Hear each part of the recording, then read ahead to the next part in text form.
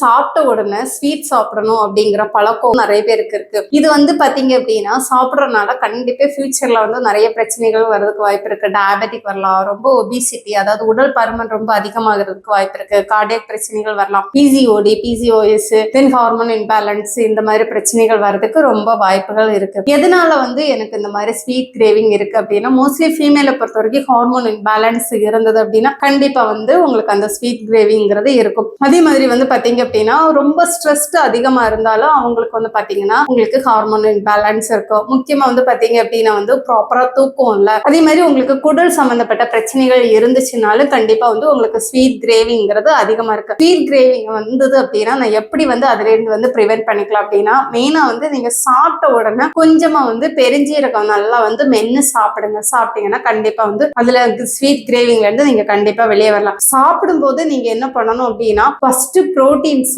தென் வந்து பாத்தீங்க அப்படின்னா வந்து வெஜிடபிள்ஸ் வந்து நிறைய எடுத்துக்கோங்க. ஃபைனலா வந்து பாத்தீங்க அப்படின்னா வந்து ரைஸ்ங்கிறது எடுத்துக்கிறது ரொம்ப நல்லது. தேர்ட்னு பாத்தீங்கன்னா சாப்பிட்ட உடனே மினிமம் வந்து பாத்தீங்கன்னா வந்து ஒரு 5 to 10 minutes வந்து வாக் பண்ணிட்டீங்கனால கண்டிப்பா இதுல இருந்து நீங்க வந்து வெளியே வரலாம்.